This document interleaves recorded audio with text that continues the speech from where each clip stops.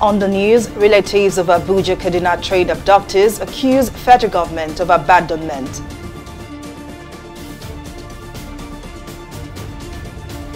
Senate approves Buhari's request to increase fuel subsidy to 4 trillion naira.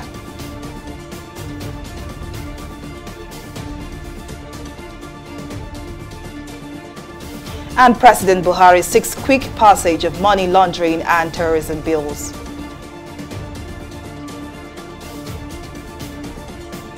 Relatives of some of the passengers abducted during the Abuja-Kaduna train attack have called on the government to intensify efforts in facilitating the release of their loved ones. The relatives said that the kidnappers have refused to speak to them while insisting that their demands are for the government authorities to actualize. Meanwhile, the federal government says it is doing everything possible to rescue the victims unhurt. Our correspondent Abisola Adebayo has the details in this report. Please, we're begging you, Mr. President. Please come to the rescue of our family members. Come to the rescue of your citizens. Come to the rescue of your children, of your son, of your wives. Please, Mr. President, do something. A solemn atmosphere for family members. Tears flow freely. It's been almost 20 days of torture for these people whose loved ones were abducted by terrorists during the Abuja-Kaduna train attack on the 28th of March. The families of the kidnapped travelers are devastated and also frustrated with the government. They say the government is handling the situation with levity despite lives being at stake. We would like to bring this to the world stage, that we were only contacted by the kidnappers once since the incident, and that was just to show proof of life, which unfortunately does not guarantee the health of the victims. No government agency reached out to us, even though we had made attempts to see the right authorities, but nothing came through. Everything we tried proved abortive. The relatives say the terrorists who are holding their loved ones captive have refused to have any dealings with them. In frustration, they say they are ready to do anything, even negotiate with the terrorists themselves. We're also appealing to the kidnappers to come out and negotiate with the family. We're ready. This is 17 days. If they want to, we are ready. We are willing. But they are not even talking to us. We can only plead. We can only beg the government, please, they should come to the aid of these people. Look at the pregnant woman, 7 pregnant now, 2 weeks, it's like almost getting to 8 weeks, and she's already been given an appointment for cesarean section. Is she going to be there at that period? Look at the aged woman with diabetics. Look at no medications. Look at the man, look at the brother that is shot in his legs. That there is no any treatment. It's on the video clip, the president. Please watch it, look at it. But authorities say it is not folding its arms. Ministers during the weekly Federal Executive Council meeting reiterates after one another that the government is doing everything possible to rescue the victims. They say the train attack was the collaboration between members of the Boko Haram terrorist groups and some bandits. Preliminary reports of what transpired at the Kaduna train attack shows that there's been a kind of collaboration between the bandits and the dislodged Boko Haram fighters from the northeast. But overall, I can tell you very confidently that the very government is on top of this matter. The security chiefs are working hard to unveil those who are involved, and we'll tell you very soon the people that are carrying out these activities. We're really on top of the situation. We're planning hard, and we'll get to them as soon as possible. While the government is trying its best to allay fears of Nigerians over the incessant attacks, it has also urged citizens to collaborate with the security operatives to smoke out the criminals perpetrating these dastardly acts. Abisola Adebayo, TV360 News. In the wake of the current terrorist attacks across the country, experts have urged President Muhammadu Buhari to issue a clear order demanding identities of the terrorists and bandits wreaking havoc. Kabiru Adamu, security expert and managing director of Beacon Consulting Limited, while speaking on TV360's flagship program, TV360, explained that the president should give the service chiefs an ultimatum to when to fish. Maintained that the security agencies should then arrest or prosecute the identified criminals as the situation demands. My honest opinion and what I'm advocating is for the president to issue a tasking order to all the security departments, 27 of them, issue a clear tasking order that I want the identity and the profile of the membership of these groups. Like I said, 3: criminal, terrorist, and bandit groups. Issue that tasking order, give these security agencies 1 month with which to produce the identity, the profile of these individuals. And once they are produced, if another tasking order should follow, that they go after them, arrest them, and if they resist arrest, you have my authority to kill them. After the tasking order, the 2 that I've mentioned, the next thing should be monitoring and evaluation.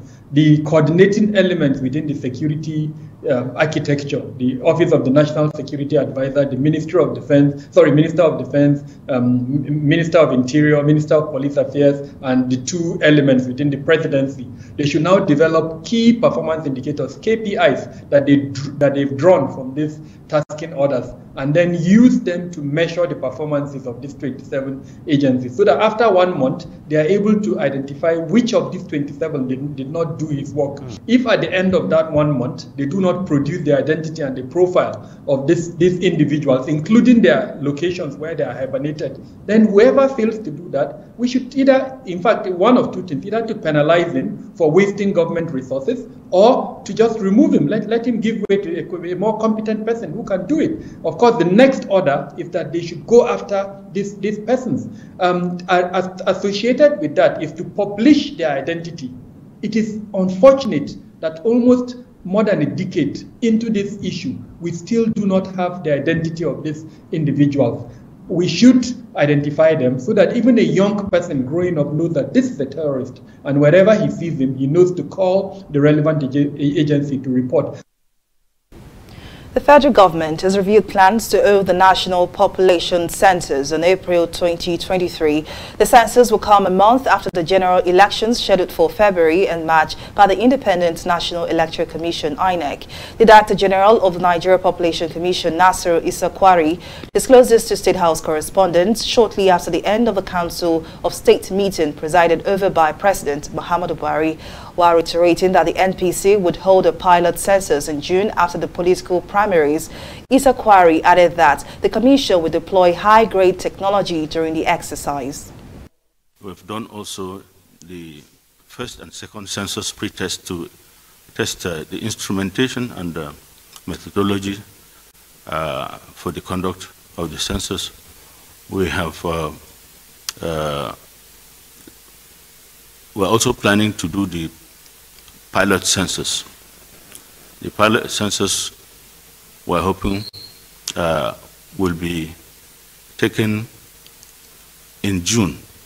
And if we're able to achieve that, we're hoping that we should be able to conduct the full census after also the general elections in 2023. That will be around between March and April 2023. We're going to employ technology right from the field and then the storage, processing, and dissemination. So it is something that will promote accuracy. It will eliminate delays in the conduct of the census, and results will be quick to be announced. The Senate on Thursday approved President Muhammadu Buhari's request to increase fuel subsidy payments in 2022 to 4 trillion naira from 442.72 billion naira. The legislatures made the approval after considering the report of the Committee on Finance on the revised 2022 fiscal framework. The Senate also approved the President's request to raise the oil price benchmark from $62 to $73 and the reduction of projected oil production volume from 1.883 million to 1.6 million barrels per day. The Senate also approved an additional provision of 182.45 billion of the Nigeria Police Force. The Nigerian Senate has received the Money Laundering Bill and Terrorism Prevention Bill transmitted by President Muhammadu Buhari for consideration and passage. The bills were accompanied with a letter read at the start of plenary on Thursday by the Senate President Ahmed Lawan. President Buhari in a letter said the request for the passage of both bills was pursuant to the provisions of Section 58(2) of the 1999 Constitution. Buhari warned that the non-passage of both bills posed a risk that may lead to the eventual blacklisting of Nigeria by the Financial Action Task Force. During the recent mutual evaluation carried out by the Intergovernmental Action Group Against Money Laundering in West Africa, GABA, there were observed deficiencies in Nigeria's anti-money laundering, combating the financing of terrorism regime. Following the evaluation, the Ministry of Justice and other relevant stakeholders reviewed said deficiencies and drafted the Money Laundering Prohibition Bill 2022 and Terrorism Prevention Bill 2022.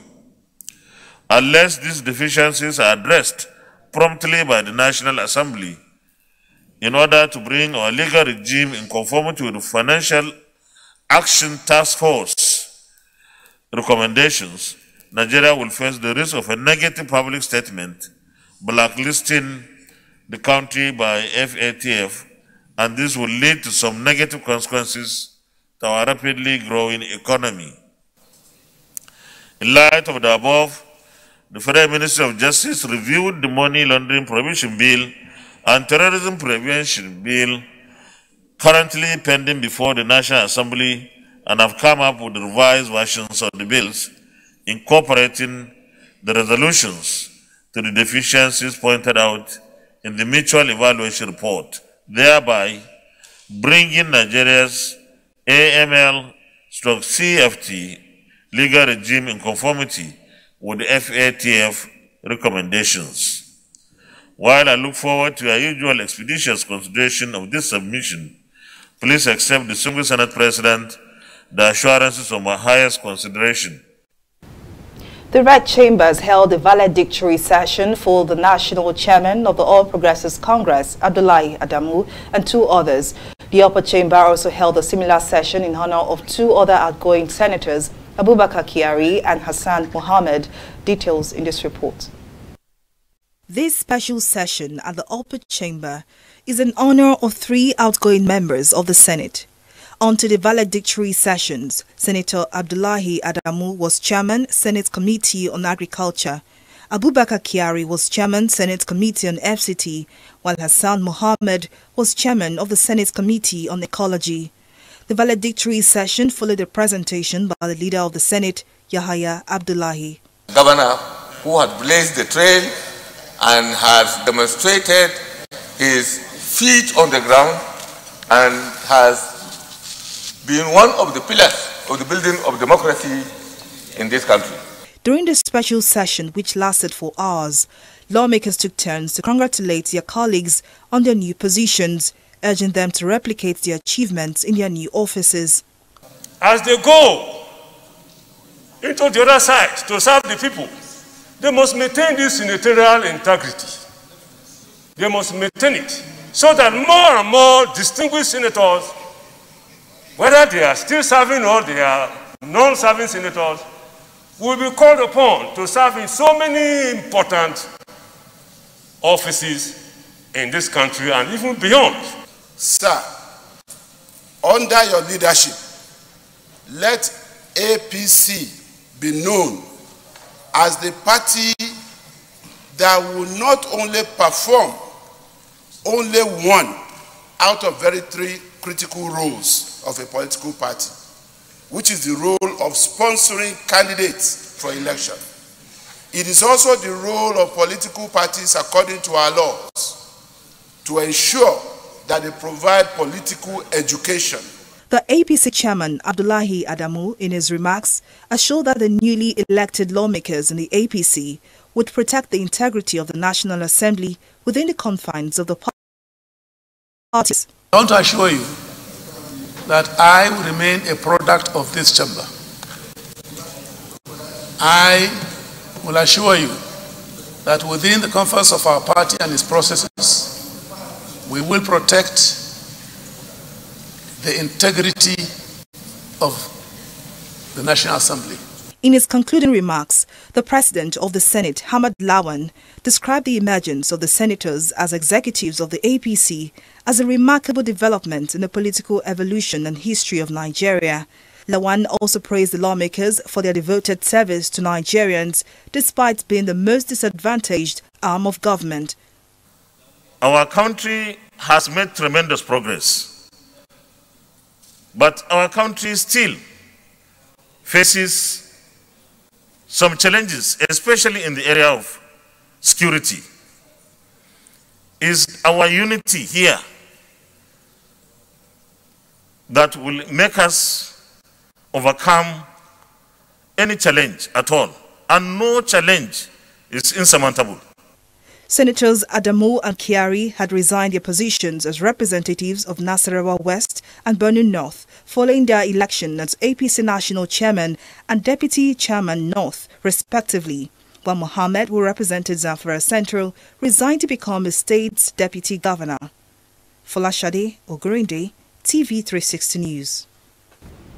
The Independent National Electoral Commission (INEC) has reviewed that the fourth quarter of the continuous voter registration CVR exercise, which commenced on the 11th of April 2022, will end on the 30th of June same year. INEC Chairman Mahmoud Yakubu disclosed this in Abuja while briefing newsmen on the progress of the continuous voter registration exercise. Yakubu advised eligible Nigerians who want to exercise their franchise during the 2023 general elections to commence the registration before the June deadline. We have been doing the CVR for the last 9 months. We have just entered into the last quarter of the exercise, April 11th to the end of June, 30th June. And we have been appealing to Nigerians to come and register either physically or commence the process online and complete the registration physically. We have seen the figures coming out from the exercise. But just like the previous exercise, the largest majority of citizens actually turned out in the last quarter of the exercise. Some people say that we are masters and mistresses of the 11th hour. We leave it until the last moment, then we rush to do the registration. And then you hear citizens talking about being disenfranchised. Well, we have been doing this for the last 9 months. The queues were not as long, but now I'm sure the queues will build up, particularly after this press conference, when Nigerians know that we are going to end on June 30th, you will see the queues. Just like 2019, the forthcoming general election is also going to be the election of young people. Over 78% of those who registered are young Nigerians between the ages of 18 and 34. So it is their own election. And then we have also given you statistics of persons with disabilities that registered, including type of disability. And we have the breakdown by states of the Federation. We can even drill down to the local government areas. I will take a break here, but still to come, U.S. President Joe Biden gives Ukraine $800 million to hold off Russia. Details of this story and more right after this break.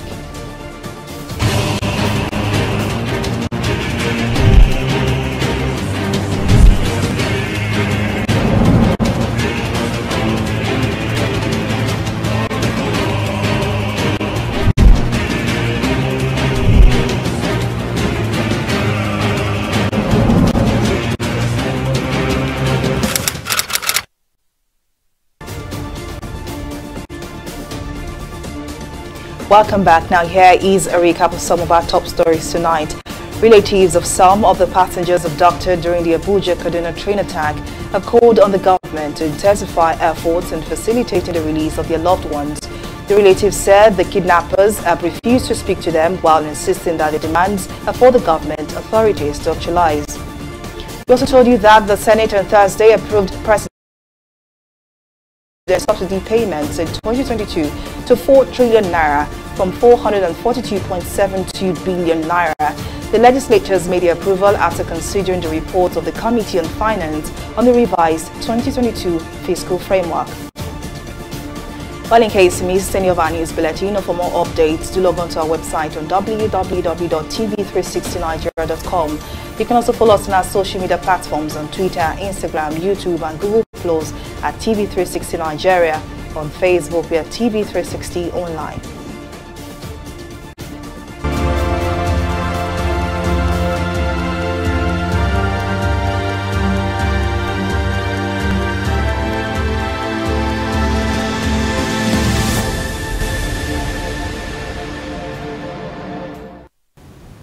The Nigeria Center for Disease Control says Nigeria recorded 13 cases of COVID-19.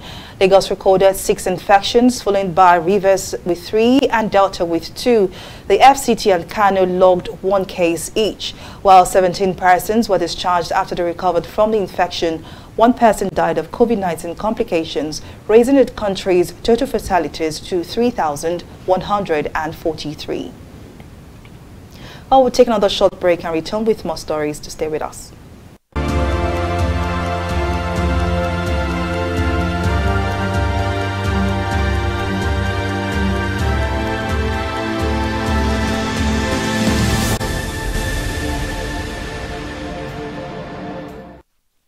In the last 3 years, we have built a multi-purpose center, which is the envy of all in our constituency.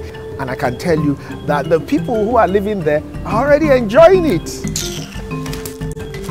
Guy, do you think what this man just said is true? See, I seriously doubt. I'm sure it's one of those their silly lies. Wait, do you know there's a way to find out if these things he's saying is true or not? This is the Construct app. It gives people like us a sure way to track implementation of constituency projects. It gives valid and verified information on location of projects, amounts allocated, amounts funded, the level of job done, and even the profiles of concerned legislators. You and I can post directly on this app. Are you serious? This is the Go-To app if you want to know how our Commonwealth is being expanded by the government. Wow. Let's even see if what this man said is true. Show me. The Construct app is developed by Other People Nigeria with support from USAID and is available on both Google Play Store and Apple Store. And it's true. Of course, I told you.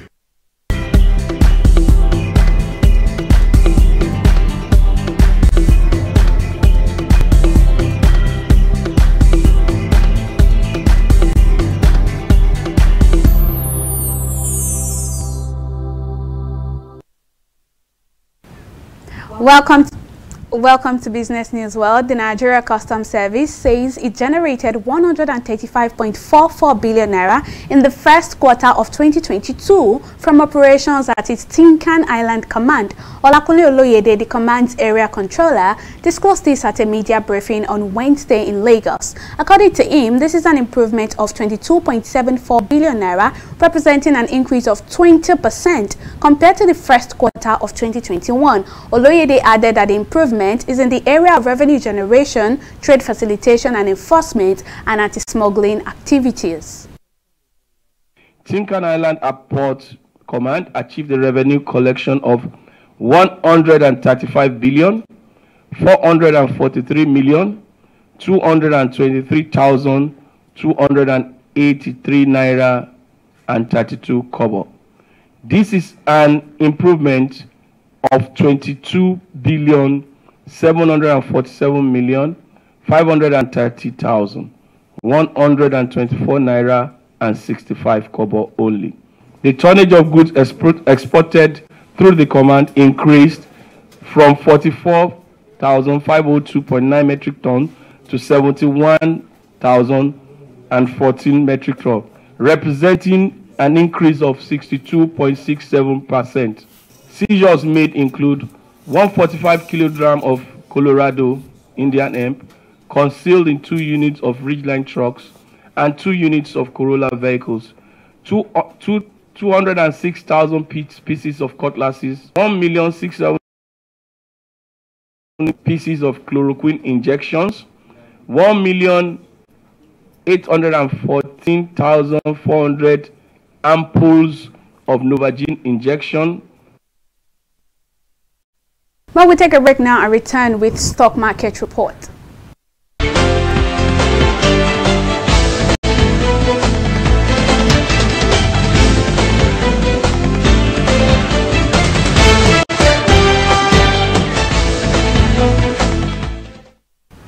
Well, it seems the markets are settled in the positive territory, at least for now. So for the 4th straight day this week, we see the all-share index gaining by 0.30%, keeping the bull in charge once again. The positive sentiments have persisted because of sell pressure and buy interest from investors. Leading the list of equities in the gainers territory today, we have financial services stocks, Sky Shelter Funds PLC and manufacturing giant Maya PLC, as they both recorded 7 naira 11 kobo at the close of trading. On the flip side, that's our losers list for today. Stanbic and Dangote Sugar led the losers counter. Moving on, our market summary sees a total volume of 385 million units of shares valued at 4 billion naira exchanging hands in 6,212 deals. Well, it's obviously a positive and green trading week, and we hope it sustains that in the new trading week as investors embark on Easter holidays. On the foreign scene, the FTSE, the Dow Jones and the Nikkei, they are all in the positive territory. A rally in banks and consumer stocks saw London's FTSE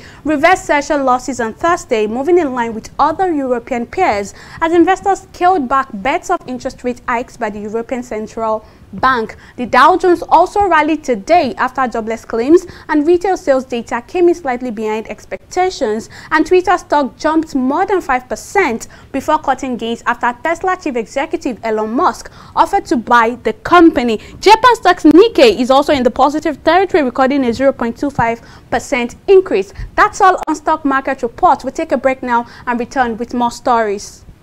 Corruption not in my country. Hello? Yeah, I found your wallet in front of a supermarket. Meet me at Apple Junction. Yes, I'll be waiting for you. Now we find out. 2 of us. Thank you very much, officer. You know, it's surprising that men like you still exist in the police force. Yes, so... Oh, yes. This is just a token of my appreciation. Oh, no, you don't need to do this. We are only doing our job. Thank you very much. God bless you. You're welcome. Now I know police is really my friend. Yes. Friend. Hey. Okay, which came up with this one? I don't understand. You know your problem. You are greedy. I'm a policeman who is doing his job. All forms of corruption in the force. Not in my country. Corruption not in my country. Welcome back. And on the foreign scene, U.S. President Joe Biden has announced an $800 million military aid package for Ukraine as international prosecutors declare the war-torn Western ally a crime scene amid fears of a massive revamped Russian assault. The announcement came with the Russian military threatening to strike Ukraine's command centers in the capital Kyiv if Ukrainian troops continue to attack Russian territory.